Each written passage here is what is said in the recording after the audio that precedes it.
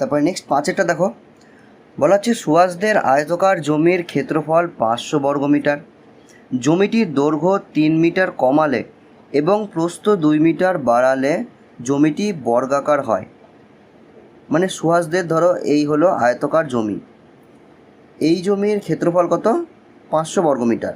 এবার বলছে যদি এইটার দৈর্ঘ্যটা যদি কমিয়ে দিই, এইটা হলো দৈর্ঘ্য, ধরো এটা কমিয়ে আমি এইটুকু করলাম এবার, আর প্রস্থ যদি বাড়িয়ে দিই তো এইটা হলো প্রস্থ, এটা ধরো বাড়িয়ে আমি এবার এতটা করলাম, তো এর ফলে যে চতুর্ভুজটা তৈরি হচ্ছে সেটা একটা বর্গাকার চিত্র তৈরি হচ্ছে, এটা বললো।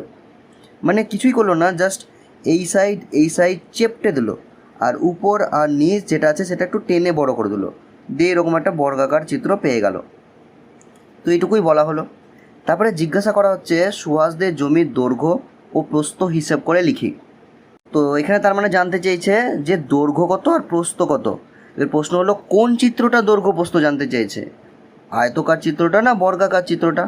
তো দেখো এখানে বলা হচ্ছে সুহাসদের জমি, এবার সুহাসদের যে জমি ছিল অরিজিনাল সেটা কোনটা ছিল, আয়তকার না বর্গাকার? অবশ্যই এখানে দেখো আয়তকার লেখা আছে, তার মানে আয়তকার হবে। আর তোমাদের মধ্যে যদি কেউ সুহাস বলে কেউ থেকে থাকে তো নিচে কমেন্ট করো। তো এই অঙ্কটা করবো কী করে? ওই যে আমাদের যে কনসেপ্ট আছে, 3টে স্টেপের যে পদ্ধতি আছে সেটা ইউজ করে করব। প্রথমে আমরা দেখব যে কি জানতে চেয়েছে। তো এখানে দেখলাম যে জানতে চেয়েছে সুহাসদের জমির দৈর্ঘ্য আর প্রস্থ কত। সেকেন্ড স্টেপে ছিল সেটা বলার জন্য কি দরকার। এবার দেখো দৈর্ঘ্য আর প্রস্থ বলতে হবে, এটা বলতে গেলে আমাদের কি দরকার? যদি আমাদেরকে বলতো ক্ষেত্রফল লাগবে তাহলে আমরা বলতাম আচ্ছা ক্ষেত্রফল বলার জন্য দৈর্ঘ্য প্রস্থ দরকার, দৈর্ঘ্য প্রস্থ গুণ করে দিলে ক্ষেত্রফল চলে আসে। এবার এখানে বলছে দৈর্ঘ্য প্রস্থ লাগবে, দৈর্ঘ্য প্রস্থ বলার জন্য কি দরকার? তো এখানে একটা জিনিস মনে রাখো যে আমাদেরকে যা যা তথ্য দিয়ে দিবে অঙ্ক সেইখান থেকে আমাদের আনসারটা বার করতে হবে সব সময়। তো আমাদেরকে দিয়ে দিয়েছে এখানে ক্ষেত্রফল, কত মিটার দৈর্ঘ্য কমেছে আর কত মিটার প্রস্থ বেড়েছে, এইটুকু দিয়ে দিয়েছে, জাস্ট এই 3টে আমাদের তথ্য দিয়ে দিয়েছে। এবার এখানে যে জিনিসটা আমরা ইউজ করব সেটা হচ্ছে শর্তানুসারে। এবার ব্যাপার হলো যে আমি কি করে বুঝলাম যে শর্তানুসারে ইউজ করতে হবে? তো দেখো যখনই পরিমিতির অঙ্ক করি, বিশেষ করে পরিমিতি অঙ্ক, তখনই আমার মাইন্ড সবসময় খুঁজে যে শর্তানুসারে ইউজ করতে হবে না তো, শর্তানুসারে ইউজ করতে হবে না তো, তো ও স্ক্যান টাইপের করে যে কোথায় আমি শর্তানুসারে ইউজ করতে পারবো। এবার প্রত্যেকটা অঙ্কতেই শর্তানুসারে ইউজ করা যাবে এমন না, বা ইউজ করতে হবে এমনও না, দেখতে হবে যে আমাদের নিড আছে কি না। তো এইখানে আমরা যদি শর্তানুসারে ইউজ করি তাহলে কি হবে দেখো লাভটা, আমরা একটা সমীকরণ গঠন পাবো। আমরা এই আগের ভিডিওতেই ডিসকাস করেছি, যারা আগের ভিডিও দেখোনি তারা প্লিজ আগের ভিডিও দেখো, প্রথমে পার্ট 1, তারপরে পার্ট 2, তারপরে পার্ট 3, এইভাবে একটা সিকোয়েন্সে চলো, তাহলে এই সিরিজের পুরো বেনিফিটটা পাবে। তো সেখানে আমরা ডিসকাস করেছিলাম যে শর্তানুসারে করলে একটা সমীকরণ তৈরি হয়, এবং সেই সমীকরণটা সলভ করলে আমরা এক্স ওয়াই জেড এসবের ভ্যালু পাই। আর এক্স আমরা যেটা ধরি, প্রথমে আমরা তো লিখি যে ধরি দৈর্ঘ্য হলো এক্স বা প্রস্থ হলো এক্স, তো ওই এক্সের মানটা পেয়ে যাই, মানে কি দৈর্ঘ্যের মানটা বা প্রস্থের মানটা বা কর্ণের মান, মানে যারই এক্সের মান ধরি সেইটা পেয়ে যায়। এবার শর্তানুসারে তো আমরা দেখেছিলাম যে একটা জিনিস অঙ্ক বইয়ে থাকে এবং সেই জিনিসটাই আমরা একটু আলাদাভাবে লেখার চেষ্টা করি এক্স ওয়াইয়ের মাধ্যমে, এবং দুটো জিনিস সমান হয় এবং তার জন্য আমরা সমান চিহ্ন দিয়ে শর্তানুসারে ব্যাপারটা লিখতে পারি। এবার ব্যাপার হচ্ছে এখানে কোন জিনিসটা আমরা সমান করব। এখানে আছে ক্ষেত্রফল, তার মানে কি আমরা ক্ষেত্রফল বানাবো এক্স ওয়াইয়ের মাধ্যমে, না দৈর্ঘ্য বানাবো এক্স ওয়াইয়ের মাধ্যমে, না প্রস্থ বানাবো এক্স ওয়াইয়ের মাধ্যমে? তো আনসার হলো ক্ষেত্রফল বানাবো আমরা এক্স ওয়াই এসবের জিনিসের মাধ্যমে। কেন? সবসময় মনে রাখবে যে এমন জিনিস চুজ করবে শর্তানুসারে করার সময় যাতে সেই জিনিসটার মধ্যে অনেক কটা এলিমেন্ট থাকে। যেমন দেখো ক্ষেত্রফলে কী কী থাকে, দৈর্ঘ্য আর প্রস্থ গুণ আকারে থাকে, মানে দুটো জিনিস থাকে দৈর্ঘ্য আর প্রস্থ। এখানে তো শুধুমাত্র দৈর্ঘ্য আছে একটা জিনিস, এখানে তো শুধুমাত্র প্রস্থ আছে একটা জিনিস, তাহলে এখানে আমরা কোনটা ইউজ করব? অবশ্যই ক্ষেত্রফলটাকে ইউজ করব শর্তানুসারে করার জন্য। এবার ব্যাপার হচ্ছে ক্ষেত্রফল এটা কার, ওই আয়তকার চিত্রটার, তার মানে আমরা আয়তকার চিত্রটারই ক্ষেত্রফল নিজেদের মতো করে এক্স বা ওয়াই এইসব ধরনের জিনিসগুলো ইউজ করে বানাবো। এবার আমি যদি বলি আয়তকার চিত্রটার দৈর্ঘ্য হচ্ছে এক্স, মানে এক্স দ্বারা যদি রিপ্রেজেন্ট করি এই দৈর্ঘ্য যা আছে এখান থেকে এইটুকু, সেটা ধরে নিলাম এক্স, তাহলে এই যে প্রস্থ যেটা আছে এখান থেকে এইটুকু, সেটা কি এক্স ধরতে পারবো না? কেন ধরতে পারবো না? দেখো এখান থেকে এইটুকু ধরো 30, এবার 30কে তার মানে রিপ্রেজেন্ট করছে এই এক্সটা। এবার দৈর্ঘ্য যদি 30 হয় একটা আয়তকার চিত্রে, তাহলে এখান থেকে এইটুকু যে প্রস্থটা আছে সেটা নিশ্চয়ই 30 হবে না। আর 30কে রিপ্রেজেন্ট করছে এক্স, তাহলে এইখানে যেটা থাকবে সেটা তো 30 হবে না, তাহলে তো তাকে অন্য কেউ রিপ্রেজেন্ট করবে। এই যে প্রস্থ যেটা আছে সেটা ধরো 20 হলো, আর দৈর্ঘ্য যেটা আছে সেটা ধরো 30 হলো, আবার 30কে রিপ্রেজেন্ট করছে এক্স, আবার প্রস্থ যদি এক্স ধরি তার মানে কী হবে, ওই এক্সটা 20কেও রিপ্রেজেন্ট করছে। এবার একটা জিনিসের ভ্যালু দুবার হয়ে গেল, একবার এক্স তার মানে 30 হয়ে গেল, আর একবার এক্স মানে 20 হয়ে গেল। তো এরকম তো করা যাবে না, এক্স ওয়াই জেড যেগুলো থাকবে তার ভ্যালু একটা নির্দিষ্ট থাকে। তো এখানে যদি আমরা এই দৈর্ঘ্যটা এক্স ধরি তাহলে প্রস্থটা কিন্তু আমাদের অন্য কিছু নিতে হবে, Y Z A B C D এসব কিছু। যদি আমরা তাই করি যে ধরে নিলাম যে দৈর্ঘ্য এক্স আর প্রস্থ ওয়াই, এবার তাহলে তো এই দুটো গুণ করে দেবো, তাহলে এইটা কী হয়ে যাবে, দৈর্ঘ্য আর প্রস্থের গুণফল, তার মানে এটা নিশ্চয়ই ক্ষেত্রফল। তো আমরা সমান চিহ্ন দিয়ে ক্ষেত্রফলটা লিখতে পারবো, ক্ষেত্রফলটা হচ্ছে 500, তো এই 500টা লিখতে পারবো। তো দেখো এখানে আমাদের সমীকরণ তৈরি হয়ে গেল। এবার এইটা করার ফলে আমাদের লাভ আর হলো না, কেন? এখানে দেখো দুটো চল চলে এলো, আর দুটো চল আসলে ম্যাক্সিমাম টাইম কি হয় না, তো দুটো সমীকরণ লাগে এবং সেই দুটো সমীকরণ সলভ করতে হয়, কারণ আমরা আগে অপনয়ন বজ্রগুণন ওইসবে শিখে রেখেছি যে দুই চল বিশিষ্ট সমীকরণ কীভাবে সমাধান করতে হয়। তো এখানে দুটো চল নিলে তো প্রবলেম, আবার দুটো চল নিতেই হবে, একটা চল দিয়ে আমরা দৈর্ঘ্যকে আর প্রস্থকে দুটোকে রিপ্রেজেন্ট করতে পারবো না, আমাদেরকে বাধ্য হয়ে একটা যদি এক্স নিতে হয় তার একটা অন্য কিছু নিতে হবে, ওয়াই জেড এইসব কিছু নিতে হবে। আর যদি তাই করি তাহলে আবার দুই চল বিশিষ্ট হয়ে যাচ্ছে, তাহলে তো প্রবলেম হয়ে গেল।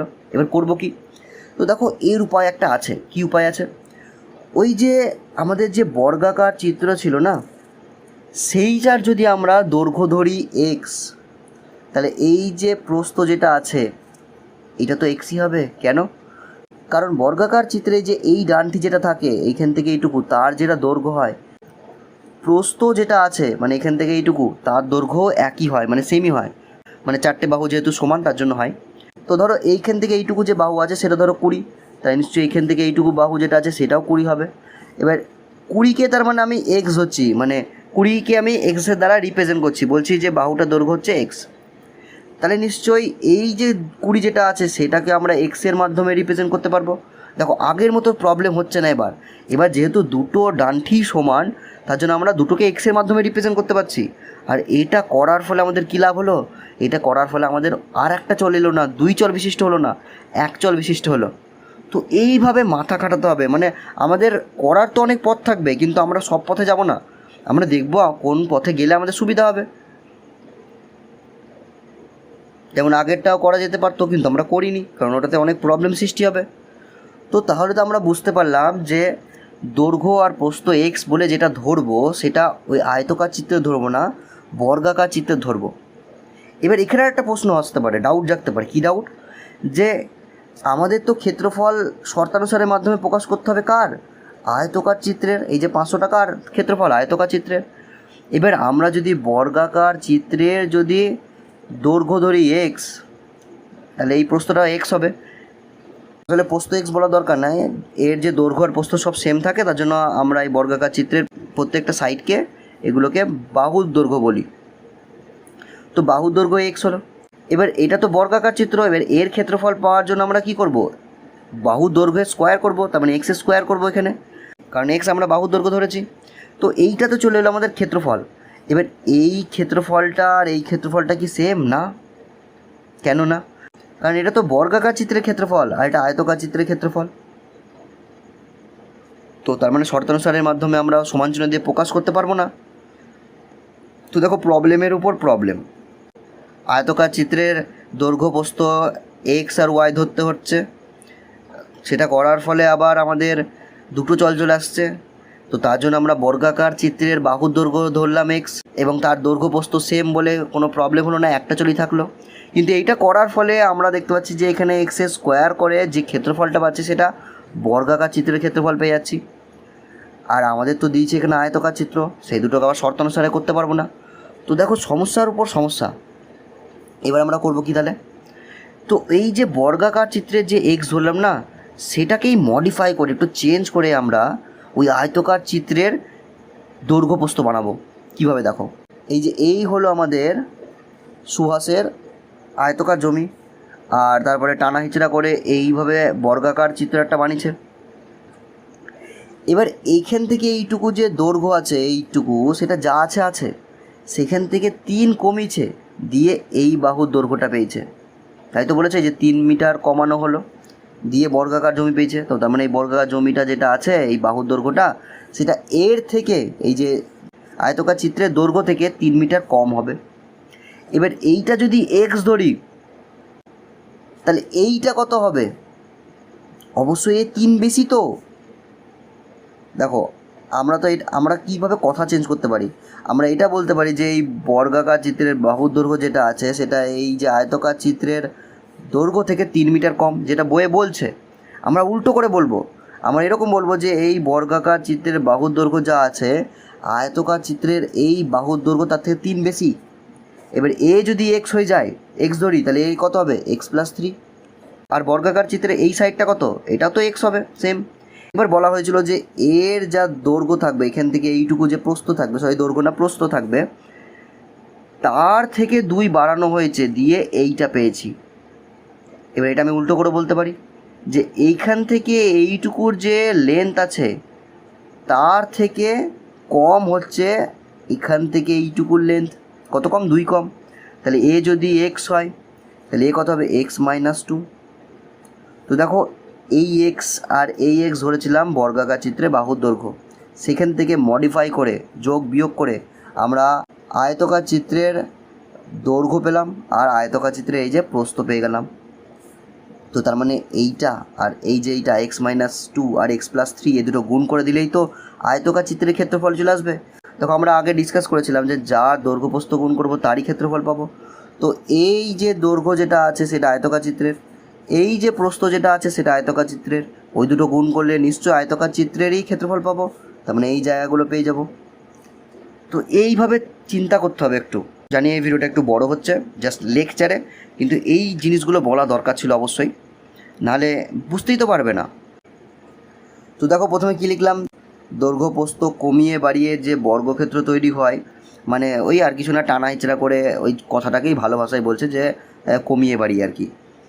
বলছে ধরি তার বাহুর দৈর্ঘ্য হবে তখন এক্স, আর আয়তকার যে দৈর্ঘ্য ছিল, মানে আয়তকার চিত্রে যে দৈর্ঘ্য ছিল তার দৈর্ঘ্য নিশ্চয়ই হবে x+3। আর প্রস্থ কত হবে? নিশ্চয়ই x-2, যেটা আমরা একটু আগে আলোচনা করলাম। এবার দেখো আয়তকার চিত্রের দৈর্ঘ্য আর প্রস্থ কী করেছে? গুণ। মাঝে কিছু নাই মানে গুণ, বুঝতে পারছো? মানে যার কেউ নাই তার গুণ আছে তার মানে। তো আমরা তার মানে এখানে কী পেয়ে গেলাম? ক্ষেত্রফল পেয়ে গেলাম। আবার কি বলা হয়েছিল? ক্ষেত্রফল হচ্ছে 500 বর্গমিটার, বলে দিয়েছে এটা বইয়ে। এখানে এক্সটা হবে না, জাস্ট 500 বর্গমিটার হবে। তো আমাদের ক্ষেত্রফল বেরোলো এইটা এক্সের মাধ্যমে, বইয়ে আবার বলছে এইটা, নিশ্চয়ই দুটো জিনিস সমান। তো তার মানে আমরা শর্তানুসারে লিখতে পারবো। দেখো আমরা কি করেছি, এই যে এই টোটালটা এই যে এখানে বসালাম, যে সমান চিহ্ন দিলাম, দিয়ে 500, এই যে 500 এখানে বসিয়ে দিলাম।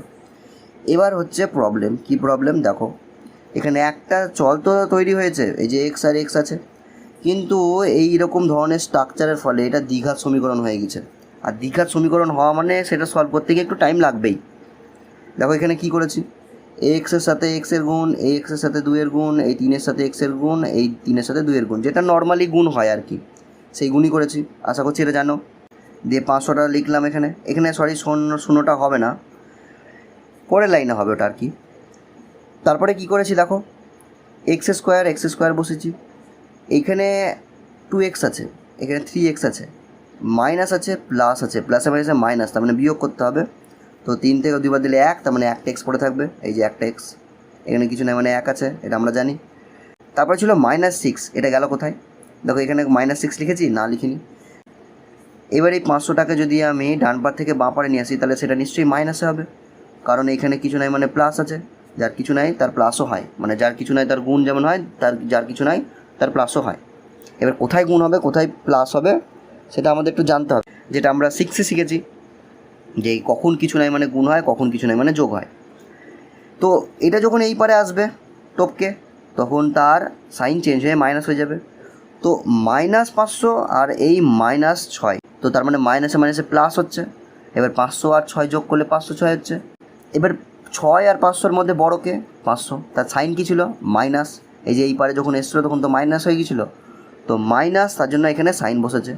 এবার দেখো তারপরে কি করলাম, এই যে এইটুকু পোর্শনকে মিডিল টার্ম ফ্যাক্টর করলাম, মানে মধ্যসহগ বিশ্লেষণ যেটা হয় সেটা করলাম। এখানে আলোচনা করছি না যে মধ্যসহগ বিশ্লেষণ কী করে করতে হয়, কারণ তার উপর ভিডিও অলরেডি বানানো আছে, সেটা অবশ্যই দেখে নিও।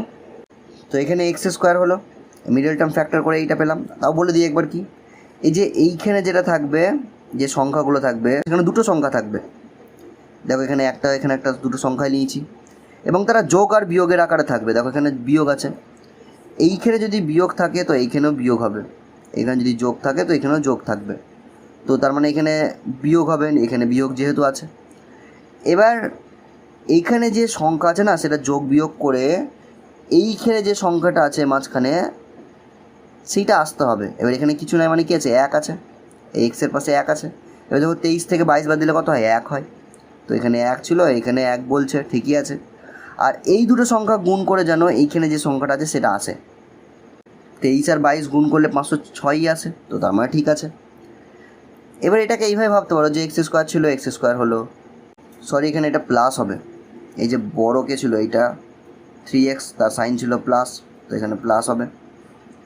এবার দেখো এটাকে আমরা এইভাবে ভাবতে পারি যে এক্স স্কোয়ার ছিল, এক্স স্কোয়ার, এখানে তো প্লাস ছিল প্লাস, এখানে ছিল এক, এই একের বদলে আমি লিখলাম 23 - 22, একই জিনিস। 23 থেকে 22 বাদ দিলে একই হয়। এক্স ছিল, এই যে এক্স, মাইনাস ছিল, এই যে মাইনাস, 506 ছিল, 506, সমান চিহ্ন 0 0, তার মানে কোনো রকম চেঞ্জ হয়নি। তো তার মানে এই লাইনের যে ভ্যালু, এই লাইনের ভ্যালু মেনটেন আছে, এই লাইনের ভ্যালুও তাই মেনটেন আছে। একটা জিনিস মনে রাখবে, যে মজাদার জিনিস যেটা আমরা লক্ষ্যই করি না, যে এইখানে দেখো কতগুলো লাইন করা হয়েছে এবং প্রত্যেকটা লাইন দেখতে আলাদা, কিন্তু তাদের যে ভ্যালু আছে সেটা সেম। মানে ধরো এই লাইনটা 50 বলছে, মানে 50 হচ্ছে, এই লাইনটা ক্যালকুলেট করলে 50 পাচ্ছি, তো এর ভ্যালু 50, এর ভ্যালু 50, এটা প্রত্যেকটা লাইনের ভ্যালু 50ই থাকবে, চেঞ্জ হবে না।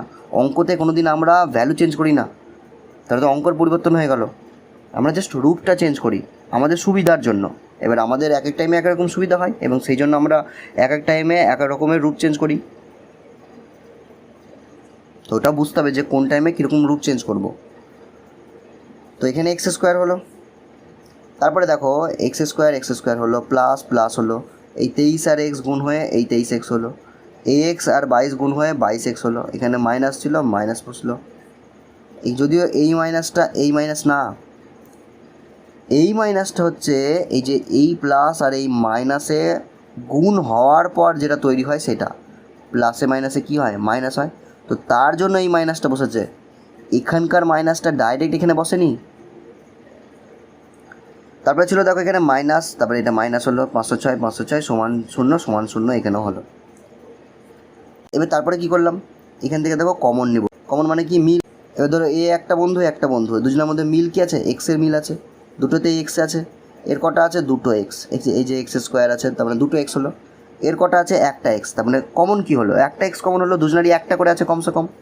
তো তার জন্য এখানে এক্স চলে এলো কমন, আর এখানে একটা এক্স পড়ে থাকলো, এখানে 23 পড়ে থাকলো, এটা আশা করছি জানো, তার জন্য আর বলছি না। তো এখানে কমন নিলাম, দিয়ে তারপরে কি করলাম, আবার কমন নেব। এই যে এখানে আর এখানে কমন কি আছে, এইটা মিল আছে, তো সেইটা বসে গেল পুরোপুরি।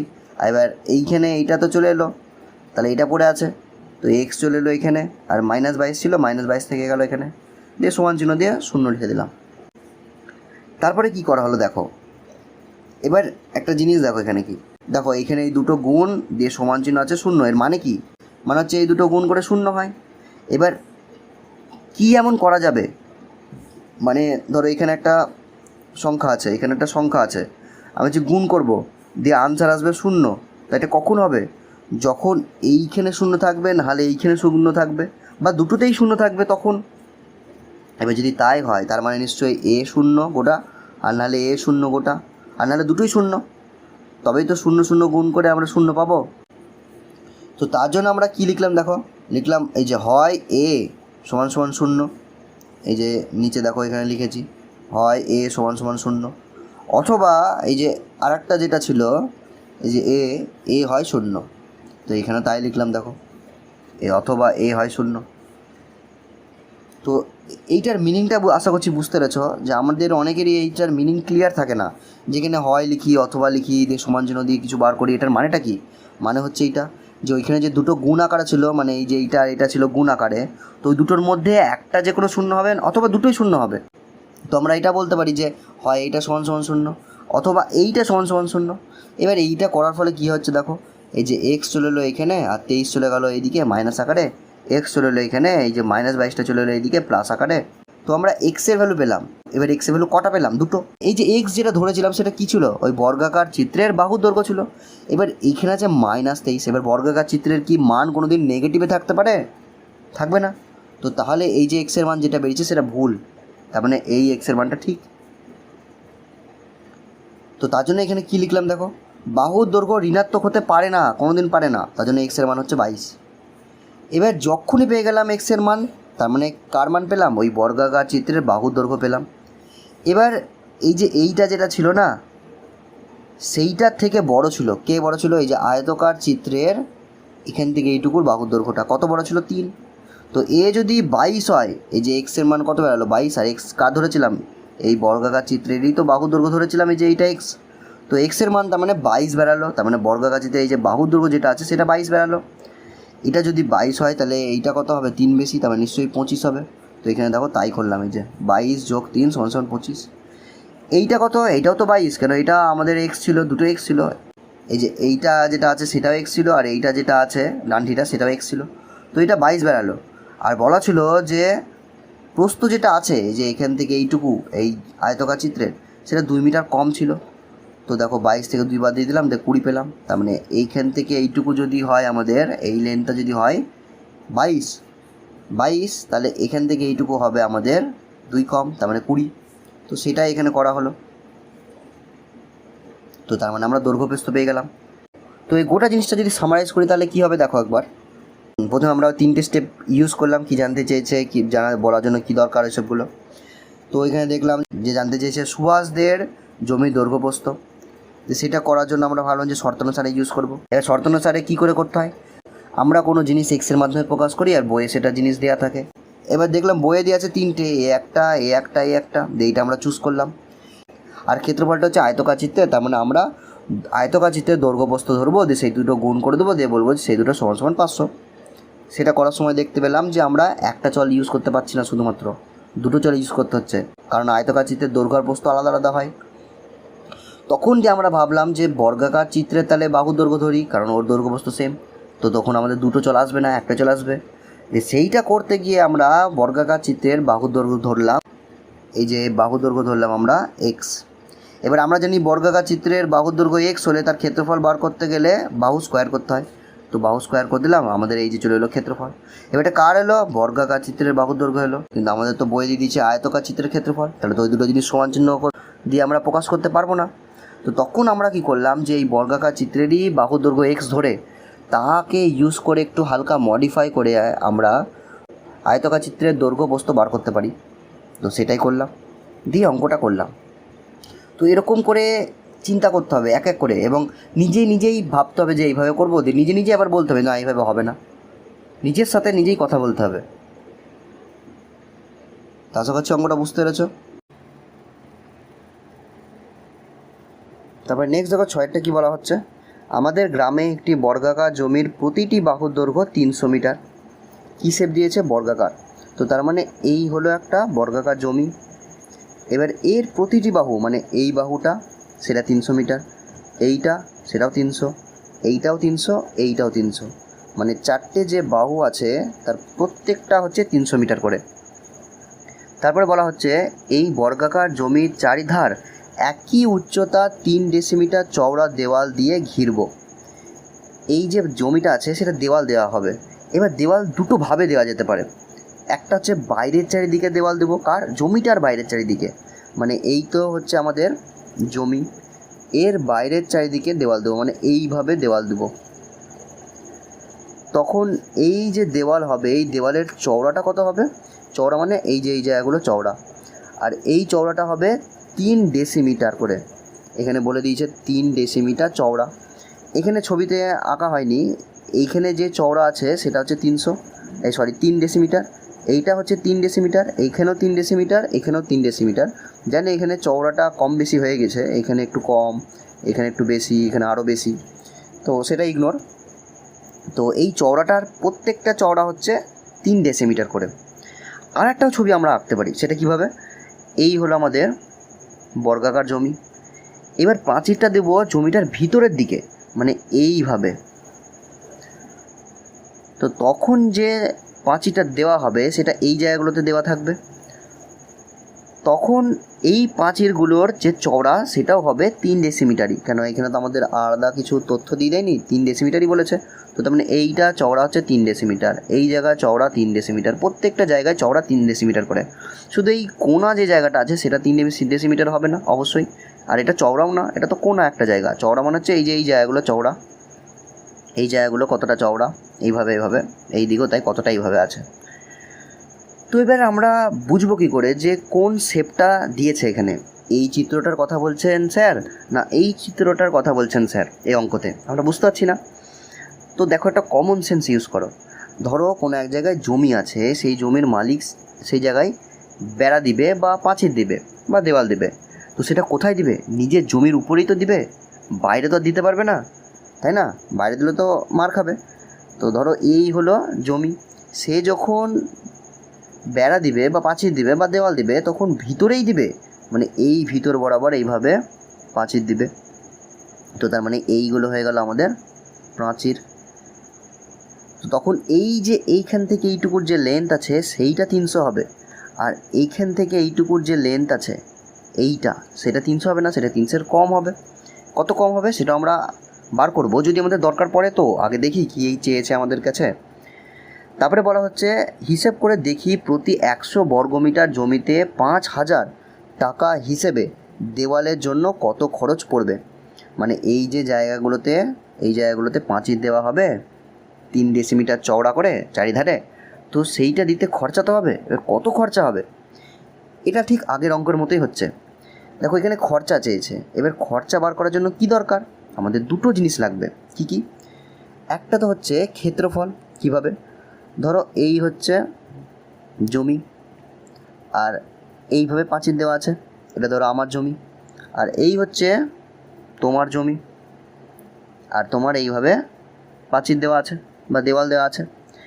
এবার এইটুকু জায়গায় আমি পাঁচিল দেবো আর তুমি দিবে এতটা জায়গায়। আর এই যে জায়গাগুলো যেগুলো আঁকছি এইভাবে, সেগুলো কি? সেগুলো তো ক্ষেত্রফল। আমরা প্রথম ভিডিওতেই আলোচনা করেছিলাম যে কোনো একটা যদি জায়গা থাকে সেই জায়গার ভিতরে যে জায়গাটুকু থাকছে সেই জায়গাটাকে ক্ষেত্রফল বলা হয়। এবার ভাবো কোন ক্ষেত্রফলটা কম হবে? অবশ্যই আমারটা কম হবে। তো তার মানে খরচাও আমার কম হবে। কেন? কম ক্ষেত্রফল, তার মানে কম ইট লাগবে, কম সিমেন্ট লাগবে পাঁচিলটা দিতে। আর এই জায়গায় বেশি ক্ষেত্রফল, তার মানে বেশি ইট বালি সিমেন্ট এগুলো লাগবে পাঁচিলটা দিতে। তো তার মানে খরচা বেশি এই দ্বিতীয় এই চিত্রটিতে হবে। তো একটা তো গেল ক্ষেত্রফল, আরটা হচ্ছে চার্জ। চার্জ কীভাবে? চার্জ মানে কী জিনিস? এই হচ্ছে ধরো একটা বর্গাকার জমি এবং তার চারিধারে এভাবে এই জায়গাগুলোতে পাঁচিল দেওয়া হবে। আর একটা ধরো এই হচ্ছে জমি, এবং এই দুটো এবার যে চিত্র সেই দুটো চিত্র সেম টু সেম, আলাদা কিছু না। এই যে এই জায়গাগুলোতে পাঁচিল দেওয়া হবে, মানে এই যে এই জায়গাগুলো যদি 300 ধরো বর্গমিটার হলো, তো এই জায়গাগুলো দ্বিতীয় চিত্রে এই জায়গাগুলো 300 বর্গমিটার, সেম টু সেমই তো তোমার জায়গা আছে।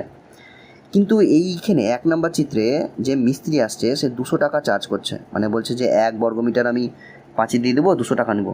আর এইখানে বলছে 300 টাকা নেবো, মানে ধরো এখানে আলাদা মিস্ত্রি এসছে, হাই লেভেলের কোনো মিস্ত্রি একদম প্রফেশনাল, সে বলছে 300 টাকা নিব প্রত্যেক বর্গমিটার আমি বেড়া দিয়ে দেবো বা দেওয়াল দিয়ে দেবো। তো এবার স্বাভাবিকভাবে কার বেশি খরচা হবে? অবশ্যই এই দ্বিতীয় ব্যক্তির, তাই না? বেশি চার্জ, তার মানে বেশি খরচা। তো আমরা বুঝতে পারলাম দুটো জিনিসের উপর নির্ভর করবে কত টাকা খরচা হবে। এক হচ্ছে ক্ষেত্রফল আর এক হচ্ছে চার্জ। এবার এই ক্ষেত্রফল আর চার্জ পাওয়ার পর আমরা কী এমন জিনিস করব, মানে যোগ বিয়োগ গুণ ভাগ কী করব যাতে আমার আনসারটা চলে আসে? তো গুণ করব কিভাবে? তো দেখো জায়গা যেটা আছে সেটা ধরো বেরিয়েছে আমাদের 30 বর্গমিটার, মানে টোটাল যে চারিধারে যে পাঁচিল দেবে সেটা ধরো 30 বর্গমিটার জায়গার উপর দেবে। এবার যে মিস্ত্রি আছে সে বলছে যে আমি 1 বর্গমিটার জমির উপর বেড়া দিয়ে দেবো বা দেওয়াল দিয়ে দেবো, আমি এবং 2 টাকা নিব। ক টাকা নিবে? 2 টাকা। এবার ওকে দিতে হবে টোটাল 30 বর্গমিটার, তাহলে টোটাল ক টাকা লাগবে? 60 টাকা। 1 বর্গমিটারে যদি 2 টাকা নেয় তাহলে 30 বর্গমিটারে ক টাকা নেবে? 60 টাকা। কী করে পেলাম? না তো নিশ্চয়ই 30-এর সাথে এই 2-এর কী করেছি? গুণ করেছি, দিয়েই 60 পেয়েছি। তো তার মানে বর্গ মিটার যেটা বেরাবে, মানে ক্ষেত্রফল যেটা বেরাবে, তার সাথে চার্জ যেটা থাকবে সেটা গুণ করে দেবো, তাহলেই আমাদের আনসার চলে আসবে। তো এইভাবে একটু ভাবতে হবে আমাদের। এবার প্রশ্ন হলো যে এই দুটো জিনিস কি দিয়ে দিয়েছে? দেখো দিয়ে দিয়েছে নাকি। আর আমাদের এখানে 3টে স্টেপের মধ্যে 2টো স্টেপ হয়েও গেল। 1 নম্বর স্টেপে বলা ছিল যে কী জানতে চেয়েছে সেটা আইডেন্টিফাই করো, আমরা দেখলাম খরচা চাইছে। 2 নম্বর স্টেপে বলা হয়েছিল ওইটা বলার জন্য কী দরকার, দেখলাম দুটো জিনিস দরকার, একটা হচ্ছে ক্ষেত্রফল আর একটা হচ্ছে চার্জ কত। তো ওই দুটো জিনিস কি দিয়ে দিয়েছে? এবার সেটাই আমরা দেখব। দেখো লাস্টে এইখানে চার্জটা দিয়ে দিয়েছে। কী বলেছে দেখো, প্রতি 100 বর্গমিটার জমিতে 500 টাকা হিসাবে, তার মানে কি এটা চার্জ। তো 100 বর্গমিটার জমি তারা বেড়া দিবে বা দেওয়াল দিবে, 500 টাকা 5000 টাকা নিবে, তো এটা চার্জ হলো। তার মানে আরেকটা কী লাগবে, ক্ষেত্রফল। কার ক্ষেত্রফল? যে জায়গার উপর ওই দেওয়ালটা থাকবে তার ক্ষেত্রফল। মানে এই যে আমাদের চিত্র ছিল, সেই চিত্রের এইভাবে এই জায়গাগুলোর উপর তো আমাদের দেওয়াল দেওয়ার কথা ছিল, তো তার মানে নিশ্চয়ই এই জায়গাটার ক্ষেত্রফল লাগবে, অন্য কারও লাগবে না, তাই না? ধরো এই যে জায়গাটা আছে সেটার ক্ষেত্রফল ধরো 30 বর্গমিটার, আর এই জায়গাটার ক্ষেত্রফল ধরো আমাদের 60 বর্গমিটার এইটা। এবার তুমি যদি 60 নিয়ে নাও, দিয়ে যদি ক্যালকুলেট করো, মানে ওই চার্জের সাথে যদি ওই 60-এর গুণ করো যে চার্জটা দিয়েছে আমাদের, তাহলে কিন্তু এই জায়গার উপর যে বেড়াটা দেওয়া হবে বা দেওয়ালটা দেওয়া হবে তার খরচাটা বেরিয়ে যাবে। তুমি যদি এই জায়গাগুলোর উপর দাও, এই জায়গাটার উপর দাও, মানে এই জায়গাটা যদি ক্ষেত্রফল নাও এবং তার সাথে যদি চার্জের গুণ করো, তাহলে নিশ্চয়ই ওই জায়গার উপর দেওয়াল দিতে কত টাকা খরচা হবে সেটা বেরিয়ে আসবে। তুমি যদি টোটাল এই জায়গাটা নিয়ে নাও, মানে টোটাল ক্ষেত্রফলটা, যে জায়গাটায় দেওয়াল থাকবে, এই জায়গাটায় ফাঁকা থাকবে, সমস্তটা যদি নিয়ে নাও, দিয়ে যে ক্ষেত্রফলটা পাবে সেইটার সাথে যদি চার্জের গুণ করো, তাহলে টোটাল যে জমি আছে তার উপর দেওয়াল দিতে কত টাকা খরচা হবে সেইটা বেরিয়ে চলে আসবে। তো যখন ক্ষেত্রফল নিবে, ভাববে যে কার বার করব ক্ষেত্রফল আনসার বলার জন্য, তখন একটু কেয়ারফুল থাকবে, দেখবে যে কোন ক্ষেত্রফলটা এক্স্যাক্টলি দরকার আমাদের। আমরা তো ক্ষেত্রফল অনেকের বার করতে পারি, সবার কি বার করব না, যেটা দরকার সেটার বার করব। তো আমাদের 5ই দিতে হবে চারিধারে, তো তার মানে কোথায় দিতে হবে, এই যে এই জায়গাগুলোতে দিতে হবে। তো তার মানে এই জায়গাটারই ক্ষেত্রফল আমাদের বার করতে হবে কেবলমাত্র। এবার প্রশ্ন হলো ওই জায়গাটার ক্ষেত্রফল কি আমাদের দিয়ে দিয়েছে? দেখো এখানে কোথাও দিয়ে দেয়নি। তো আমাদের লাগবে দুটো জিনিস, একটা হচ্ছে চার্জ আর একটা হচ্ছে ওই জায়গাটার ক্ষেত্রফল যে জায়গাটাতে দেওয়াল দেওয়া হবে। তো তার মধ্যে চার্জটা এখানে দিয়ে দিয়েছে কিন্তু ক্ষেত্রফলটা দেয়নি, ওটাই বার করতে হবে, ওটাই হচ্ছে চ্যালেঞ্জ। তো দেখো এই হচ্ছে সেই বর্গাকার জমি, আর এইভাবে আছে আমাদের দেওয়াল। এবার আমি যদি এই টোটাল জায়গাটা, মানে যে জায়গার দেওয়াল আছে এই জায়গায় আর যে জায়গায় দেওয়াল নাই সেগুলো সমেত যদি আমি ক্ষেত্রফলটা বার করে নিই, সেই জায়গাটা যদি বার করে নিই, তো ধরো সেটা 90 হলো। আর যদি আমি এই যে এইটুকু জায়গার মধ্যে যে ক্ষেত্রফলটা আছে, মানে এইটুকু জায়গার কথা বলছি শুধুমাত্র, সেটা ধরো বার করে নিলাম, সেটা ধরো হলো 60। তো ওই 90 থেকে 60 বাদ দিলে 30 পাবো। সেটা কোন জায়গাটার ক্ষেত্রফল হবে? অবশ্যই এই জায়গাগুলোর ক্ষেত্রফল হবে। আমি টোটালটা থেকে যদি এইটুকু জায়গা, শুধু এইটুকু জায়গা যদি বাদ দিয়ে দিই, তাহলে তো আমি এই জায়গাটা পেয়ে যাবো, চারিধারটা। তো একটা জিনিস পরিষ্কার বোঝা গেল যে ওই দেওয়াল যে জায়গাটা আছে সেই জায়গাটা বার করার জন্য আমার দুটো ক্ষেত্রফল লাগবে। একটা তো হচ্ছে টোটাল যে জায়গাটা আছে তার ক্ষেত্রফল, আরটা হচ্ছে শুধুমাত্র এই ভিতরের জায়গার ক্ষেত্রফলটা। তারপরে মাইনাস করে দেবো এবং তারপরে আমাদের ওই যে 5-এর দেওয়া যে জায়গাটা আছে সেই জায়গাটার ক্ষেত্রফল চলে আসবে। এর প্রশ্ন হচ্ছে যে ওই দুটো ক্ষেত্রফল পাবো কী করে? এবার দেখো এটা হচ্ছে বর্গাকার শেপ, এই টোটালটার ক্ষেত্রফল বার করার জন্য নিশ্চয়ই এর বাহুর দৈর্ঘ্যের স্কোয়ার করতে হবে, কারণ আমরা জানি যে বর্গাকার জমির ক্ষেত্রফল বার করার ফর্মুলা হচ্ছে বাহু স্কোয়ার। এবার বাহু মানে হচ্ছে এইখান থেকে এইটুকু, এটা কি আমাদের দেওয়া আছে? হ্যাঁ দেওয়া আছে, এই যে 300 মিটার। তো আমরা 300 মিটারে স্কোয়ার করে দেবো, তাহলে আমরা এই জায়গাটার ক্ষেত্রফল পেয়ে যাব, মানে টোটালটা পেয়ে যাব। এবার আমাদের আর একটা যেটা লাগতো সেটা কোনটা, এই ভিতরের এই ছোট্ট যে বক্সটা আছে এইটার ক্ষেত্রফল। এবার এইটাও তো বর্গাকারই হবে, কী করে বুঝলাম এটা বর্গাকার হবে? বইয়ে তো বলে দেয়নি। দেখো এইটা হচ্ছে বর্গাকার, আর এই দিকে 3 মিটার চওড়া, 3 মিটার না 3 ডেসিমিটার চওড়া, এইটা হচ্ছে 3 ডেসিমিটার চওড়া, এটা 3 ডেসিমিটার চওড়া, এইদিকে 3 ডেসিমিটার চওড়া। যদি চারিধারে এরকম 3 ডেসিমিটার চওড়া হয়, তার মানে কি? তার মানে ভিতরে যে জায়গাটা আছে এইটা, এই বক্সটা, এটাও একটা বর্গাকার শেপ হবে, কারণ এইটা হচ্ছে একটা বর্গাকার শেপ।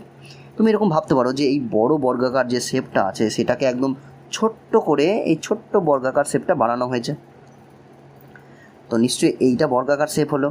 এবার বর্গাকার শেপের আমরা ক্ষেত্রফল জানতে চাইছি, তার মানে নিশ্চয়ই তার বাহু স্কোয়ার করতে হবে। এবার বাহু কোনটা এটার, এই যে এখান থেকে এইটুকুর যে এই লেন্থ আছে এইটুকু, সেটাই হচ্ছে তার বাহুর দৈর্ঘ্য। এবার ওইটা পাবো কী করে সেটা দেখো। তো এই হচ্ছে আমাদের জমি আর তার ভিতরে এই জায়গা। এইটা হচ্ছে 300 মিটার। এইটা কত, এইটা আমাদের 3 ডেসিমিটার। এইটা কত, 3 ডেসিমিটার। তার মানে এই জায়গায় যেটা আছে, মানে শুধু এইটুকু জায়গার কথা বলছি, সেটা 3 ডেসিমিটার হবে। কারণ এই যে দেওয়াল যে জায়গাটায় আছে সেই জায়গার প্রত্যেকটা জায়গাতেই চওড়া হচ্ছে 3 ডেসিমিটার। তাহলে এইটা 3, এইটা 3 হলে নিশ্চয়ই এইটুকু জায়গা যেটা আছে সেটাও 3 হবে। আর তাহলে নিশ্চয়ই এইটুকু যে জায়গা যেটা আছে, এই যে এইটুকু, সেটাও 3 হবে। আর সেটা কি 3 ডেসিমিটার, অবশ্যই এখানে 300 মিটার। এবার একটা জিনিস দেখো, সেটা কি, এই যে এটা 300, সরি। এবার একটা জিনিস দেখো, এই যে এই লেন্থ কত, 300 ডেসিমিটার। তা নিশ্চয়ই এখান থেকে শুরু করে এতটা এইভাবে যদি একটা রেখা টানি, সেটা কত হবে, 300 মিটার। আর এইটুকু কত বললাম, 3 ডেসিমিটার। এইটুকু কত বললাম, 3 ডেসিমিটার। তো তার মানে এইখান থেকে এইটুকু যেটা আছে 300 মিটার, সেখান থেকে যদি এই একটা 3 ডেসিমিটার, এই একটা 3 ডেসিমিটার বাদ দিয়ে দিই, তাহলেই তো আমরা এইখান থেকে এইটুকু যে লেন্থ আছে এইটুকু, সেটা পেয়ে যাব। আর তার স্কোয়ার করে দেবো, তাহলে তো আমরা এই জায়গার ক্ষেত্রফল পেয়ে যাব। তো তার মানে 300 মিটার থেকে 3 ডেসিমিটার দুবার বাদ দিতে হবে। এবার এখানে একটা জিনিস দেখো, এটা তো হচ্ছে আমাদের মিটারে আর এইটা হচ্ছে আমাদের ডেসিমিটারে, তাহলে নিশ্চয়ই আমাদেরকে চেঞ্জ করতে হবে এককগুলো। এবার এখানে কাকে করব, মিটারকে ডেসিমিটারে এনে দুটো ডেসিমিটার করে নেবো, না এই ডেসিমিটারটাকে মিটারে এনে দুটো মিটার করে নেবো? অবশ্যই এখানে আমরা ডেসিমিটারটাকে মিটারে আনবো। কেন, কারণ এই জায়গাটা দেখো, এই জায়গাটা মিটার আছে। তো পরে যখন আমরা ক্যালকুলেট করব তখন কাজে দিবে কোনটা, মিটারটা, তাহলে আমাদের হেল্প হবে। যদি তাও না বুঝতে পারো, তার একটা ট্রিক বলি, যে ম্যাক্সিমাম যে এককটা থাকবে সেটাতে বানানোর চেষ্টা করবে। মানে ধরো এইখানে কটা আছে মিটার, এই একটা আর এই একটা, আর ডেসিমিটার কটা আছে, এই একটা কেবলমাত্র। তাহলে বেশি কোনটা হলো মিটার, তার মানে মিটারে আনার চেষ্টা করবে, মানে সব কিছু মিটারে আনবে। কোনো কিছু যদি ডেসিমিটারে থাকে বা কিলোমিটারে থাকবে, তো সেগুলোকে মিটারে আনবে। তবে এই ট্রিকটা সবসময় কাজ করবে না। তো এই ডেসিমিটারটাকে মিটারে তার মানে নিয়ে আসবো, দিয়ে বিয়োগ করব। কারণ আমরা জানি, আমরা ফার্স্টে ভিডিওতেই শিখে রেখেছি যে একক সেম রাখতে হয়, তারপরে আমরা সেটার বিয়োগ যোগ করতে পারি। তো এই গেল আমাদের আন্ডারস্ট্যান্ডিং। এবার আমরা দেখব যে অঙ্কটা কিভাবে করতে হবে। তো দেখো, প্রথমে কি করলাম, 3 ডেসিমিটার, সেটাকে প্রথমে মিটারে নিয়ে এলাম। তারপরে লিখেছি রাস্তা বাদে জমিটির বাহুর দৈর্ঘ্য। সরি, এখানে রাস্তা বাদে এই কথাটা হবে না, এই জায়গাটাতে তো রাস্তা নাই, আছে দেওয়াল। তো লিখবে দেওয়ালের জায়গাটি বাদে বাকি জমির বাহুর দৈর্ঘ্য। তো এই জায়গাটা একটু লেখাটা ভুল হয়েছে, লিখবে দেওয়ালের জমিটি বাদে বা দেওয়ালের জায়গাটি বাদে বাকি জমির বাহুর দৈর্ঘ্য। তো তাহলে আমরা কী করলাম, দেখো এই যে 300 থেকে দুবার আমরা ওই চওড়াটা বাদ দিলাম, এই যে 3 ডেসিমিটারটা বাদ দিলাম। এবার 3 ডেসিমিটার তো এখন আর নাই, সেটা তো আমরা 0.3 মিটারে করে নিয়েছি। তো তার মানে 0.3 বাদ যাবে, আর 0.3 বাদ দেওয়া মানে তো 3 ডেসিমিটার বাদ দেওয়া, একই তো জিনিস। দিয়ে আমরা পেলাম এইটা। এইটা কোনটা, এইটা হচ্ছে এই যে ভিতরে যে জায়গাটা ছিল এরকম করে, যে বক্সটা ছিল তার বাহুর দৈর্ঘ্য, মানে এখান থেকে এইটুকুর যে লেন্থ, এইটা তো বেরালো। এবার আমরা কি করব, ওই টোটাল যে জায়গাটা আছে পাঁচির আর ওই ফাঁকা যে জায়গাটা আছে সেটা সমেত তার ক্ষেত্রফল বার করব। তাহলে নিশ্চয়ই আমরা ওই জায়গাটার বাহুর দৈর্ঘ্য স্কোয়ার করব। তার টোটাল যে জায়গাটা ছিল তার বাহুর দৈর্ঘ্য ছিল 300, তার জন্য 300 স্কোয়ার করে দিলাম। আর তারপরে বার করব ওই যে ছোট্ট যে বক্সটা ছিল, ছোটো না, ওটা অবশ্যই বড় একটু, তো তার ক্ষেত্রফল, তার জন্য নিশ্চয়ই তার বাহুর দৈর্ঘ্য স্কোয়ার করব। আর তার বাহুর দৈর্ঘ্য এক্ষুনি বেরালো, এই যে এইটা, তার দেখো এদিকে স্কোয়ার করে দিলাম। দিয়ে যদি দুটো বাদ দিয়ে দিই তাহলে কী করব, মানে দুটো ক্ষেত্রফল যদি বাদ দিয়ে দিই তাহলে তো আমরা ওই পাঁচির যে জায়গাটায় আছে, দেওয়াল যে জায়গাটা আছে তার ক্ষেত্রফল পাবো। তো দেখো এইখানে বেরালো টোটালটা, এইখানে বেরালো ওই দেওয়াল বাদে যে জায়গাটা আছে তার ক্ষেত্রফলটা। যে দুটো দেখো আমরা বিয়োগ করে দিলাম, দিয়ে আমাদের এখানে যে আনসারটা এলো সেটা হচ্ছে ওই পাঁচির যে জায়গাটা আছে সেই জায়গার ক্ষেত্রফল। এবার দেখো এখানে আমি 3টে আলাদা আলাদা লাইনও করতে পারতাম। প্রথমে লিখতে পারতাম যে পাঁচির সমেত এবং ফাঁকা জায়গা সমেত যে জায়গাটা আছে বা যে জায়গাটি আছে তার ক্ষেত্রফল, দিয়ে এই স্টেপটা করতাম, 300 স্কোয়ার করতাম, দিয়ে লিখতাম এই 90,000টা। তারপরে লিখতে পারতাম যে রাস্তা বাদে, সরি রাস্তা না, দেওয়াল বাদে যে জায়গাটা আছে তার ক্ষেত্রফল, দিয়ে তখন আমরা এইটা স্কোয়ার করতাম, দিয়ে এইটা লিখতে পারতাম, এটা হলো সেকেন্ড লাইন। তারপর আমরা লিখতে পারতাম যে দেওয়াল যে জায়গা আছে তার ক্ষেত্রফল, দিয়ে আমরা দুটো বিয়োগ করতাম, দিয়ে আনসার এটা পেতাম। তো 3টে লাইনে করতাম। এবার দেখো 3টে লাইনে না করে, 3টে লেখা এভাবে না লিখে ডাইরেক্ট আমরা লিখে দিয়েছি। কি লিখে দিয়েছি? এখানে রাস্তার ক্ষেত্রফল লেখা আছে, তো রাস্তার ক্ষেত্রফল হবে না, ডাইরেক্ট আমরা 3টে স্টেপ একসাথে করে নিয়েছি, এই জায়গাটায় করে নিয়েছি। তুমি আলাদা আলাদা করতেও পারতে, কোনো সমস্যা নাই, কিন্তু একসাথে করলে সুবিধা। কি সুবিধা? আমাদের 3টে আলাদা আলাদা লাইন লিখতে হচ্ছে না, ফলে আমাদের পরীক্ষাতে টাইম বাঁচবে। তারপরে দেখো কি করা হলো। এবার হচ্ছে মেন জিনিস, আমরা পেয়ে গেলাম ওই যে জায়গাটাতে পাঁচিল দেওয়া হবে তার ক্ষেত্রফল, সেটা হচ্ছে এইটা।